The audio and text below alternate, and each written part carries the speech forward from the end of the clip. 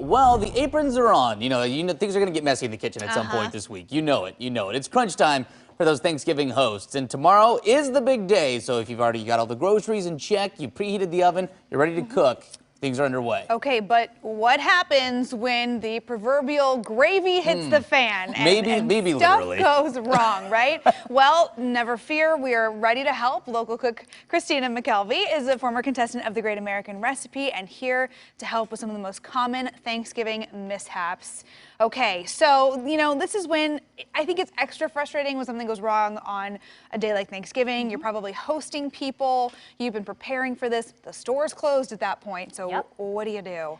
What are some of the most common things that people tell you they run into? Well, it was really interesting when I crowdsourced questions about, hey, if you mess up Thanksgiving, what are the things that you panic most about? Yeah. And surprisingly enough, the #1 topic was gravy. Gravy? Really? Yes. I think people, get in their mind of, we need the gravy to salvage a dry turkey, or we need it to top our mashed potatoes. So people really put a lot of effort into gravy.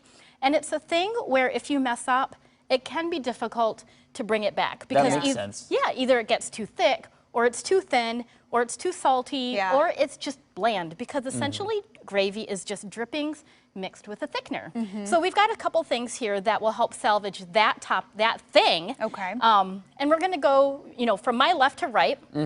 So gravy requires a thickener. It's a fat, it's the drippings from the turkey. So for me, my thickener of choice is gluten-free flour. I'm allergic to wheat, and a lot of people are. Traditionally, cornstarch was that original thickener. Okay. And other people used to use flour, but now with the plethora of gluten-free flours, you can always find it in bulk. It's easy to get. So gluten-free recipes work just as well. I wasn't sure if you had to stick. Okay. Gluten-free flour. Yep, exactly. So then, as we go through this, we always need some stock on hand. Okay. So we've got, I like to use a mix of beef broth or chicken stock. Okay. And then butter and salt. Okay. Those are things that we need to help salvage a gravy. Right. So the first topic that comes up is my gravy is too thin. Now what's interesting is that cornstarch is a traditional thickener, and interestingly enough, the longer you cook with cornstarch, the thinner it actually gets. Oh, yeah. So there's like a peak time. Yes, there is a peak time. Oh, interesting. Yep. I know that. It's probably, I don't know, like 30 to 40 minutes after you mix that cornstarch into the pan. You got to mix it up. It can start to break down. Yeah, it starts to break down. Is that a similar issue with gluten-free flour, or is it different? That's a great question, and it's not the same with flour of any kind. Okay. Yeah, there's something within the flour. I'm not a scientist. If I could explain it, I would.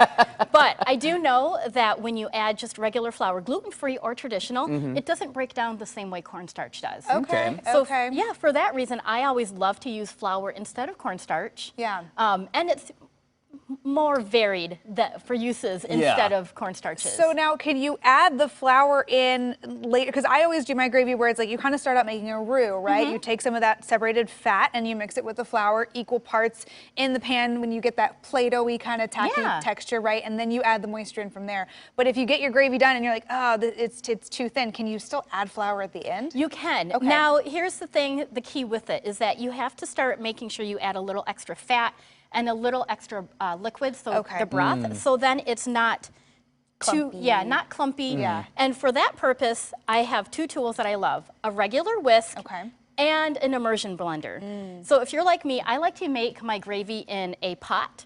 So I will take those drippings, put them into a pot, mix it with the flour, and whisk it. Okay. And then as you keep adding flour and a little more liquid to get the consistency, it might end up being lumpy. And that was another concern that people had was lumpy gravy. Right. Because lumpy and clumpy is just kind of gross. Not great. Could you not great for gravy. Exactly. Yeah. Can you imagine pouring that out in your gravy bowl? Giblets in your gravy. Oh, I don't know. There you go. The cat gets our giblets because I'm not a fan of that.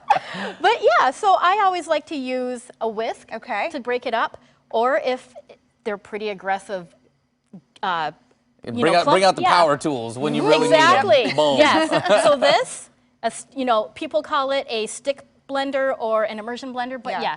So you just plug and chug. And all the that's way what we down go. into the liquid before you turn Yes. it on, or your entire kitchen will be covered Exactly. in whatever I you have put. made that mistake. I've just put it in halfway. Speaking from and experience, it has too. splattered all over me. Seems like it's one of those mistakes. You only make it one time. Yeah. And then you never do it again. Yeah. Exactly. Oh my Yep. gosh. Okay, we're feeling a little more prepared for gravy. We're running out of time, but you had some other tips for some other dishes? Yeah, exactly. So, you know, the broth Okay. is a really great way if you realize that your mashed potatoes are a little too thick, add a little extra broth. That helps cut back on the fat, you know, Okay. makes it a little more dairy friendly. But yeah, broth is a really good way.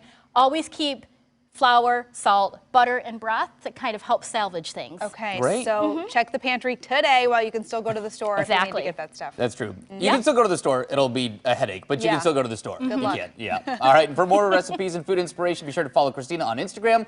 That is @Filipina_Fox. And you can always check out her blog, filipinafox.blogspot.com. Always great to have you in. Appreciate it. This is Yeah. a critical need. This is the duct tape to your Thanksgiving gravy when It things is. start to go awry. The gravy Exactly. is your glue. Yes. Thanks, All right, Christina. thank you.